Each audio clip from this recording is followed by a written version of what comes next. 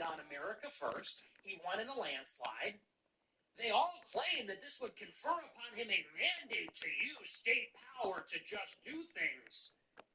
And it would inaugurate a golden age. Like, this is what they said. You sold us this. You promised this. Those were your words. We're going to use state power to just do things and inaugurate a golden age, and you're all going back. You said that. You said that. That was your promise. You're our vengeance. No, but this time we mean it. Why, oh why, then, is that president telling us we're going to bring in 600,000 Chinese students? What could possibly be the reason for that? What could possibly be the reason? Wasn't the whole argument that he doesn't have to run for re-election, so he's beholden to no one? Wasn't the whole argument that if he gets the House and Senate, then, we could just do things? So, why? Why? Why is Trump talking about 600,000 Chinese students? And someone like myself goes out and says, hey, this is ridiculous. This is not what we were promised. We're against this. We don't want this. And what do all of Trump's supporters say on Twitter? People that hate the Groypers are on Twitter today saying, oh, well, Trump is just saying that. Okay, but why does he need to say that? I see people making excuses. And they're saying, well, it wouldn't be better if Kamala won.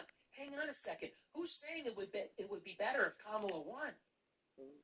All we're saying is we don't want 600,000 Chinese students.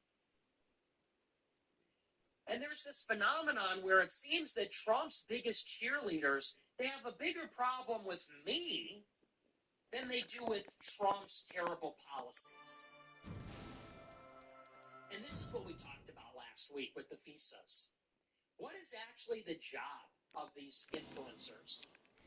Is their job to speak on behalf of the people to the president? Or is their job to speak on behalf of the president to the people? In other words, is their job to channel the grievances and express the sentiments of the people to power? These are our demands. This is what we want. We won't support you unless we get this? Or is their job to talk to the people on behalf of the power?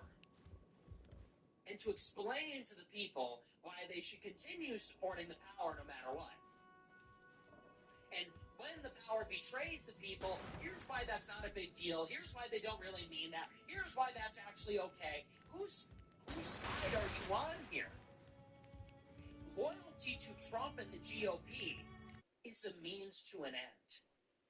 What is the end? The end is America First. The end is that we free our country of foreign influence from Israel, from immigrants, from intelligence agencies, from ethnic interest lobbies. The goal is to free America, to restore America, to make it a European civilization again, to make it a Christian civilization, free of foreign influence.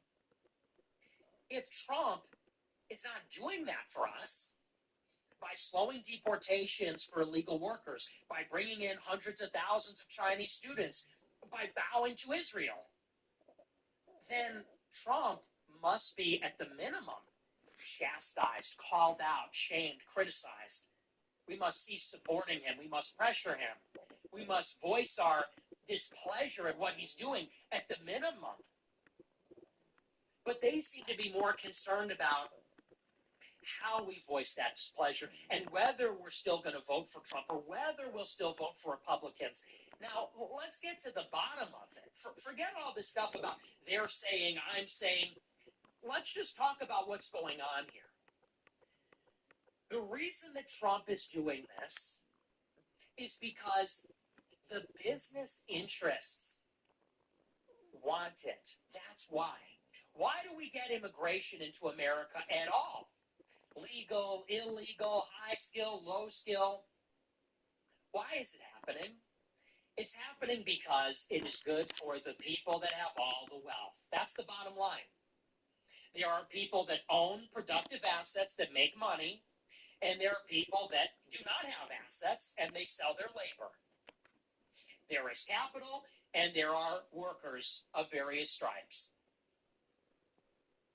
Capital needs the cheapest labor possible. That is that's the biggest expense in their business. If you own Walmart, what is most expensive if you own Walmart is the labor. It's not the goods, it's not the logistics or the fuel or the real estate. It's the receipt checkers, it's the cashiers, it's the managers, it's the corporate executives, it's the labor. That is one of the biggest costs. That is the cost they're trying to get lower. How do you make labor cheaper? You bring in more of it. You bring in a lot more of it. As the supply goes up, the price goes down. The more of something there is, the cheaper it becomes. The more abundant something becomes, this is basic supply and demand, the lower the cost is. So as long as wealth is powerful, as long as wealth is politically powerful, you're going to have infinite labor. Why does Trump want 600,000 Chinese students here? Well, he doesn't, but Elon Musk does. Silicon Valley does. Silicon Valley wants the Chinese programmers because they're cheaper. Because they're cheaper and they're easier. We can bring in these Chinese people, train them up real easy, get them to work for us. They're super cheap. They'll do what we say. It's not impossible for Americans to do these jobs. It's just going to cost more. It's going to cost more to scout them out. It's going to cost more to train them up. It's going to cost more to provide benefits and a living wage. It's going to be more competitive. But that's good for America. That's good for the American people. That's good for the American worker. Because we keep the money here in our country.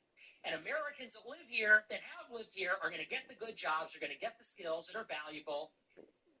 They're going to get the money. They're going to get benefits. They're going to have a good quality of life. And a lot of more Americans who can get the...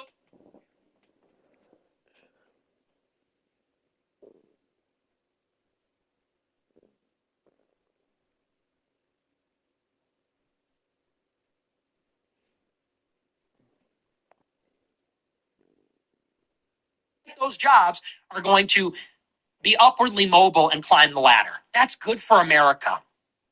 Even if it's more expensive for the wealthy, even if it's more expensive for the bottom line of the wealthy.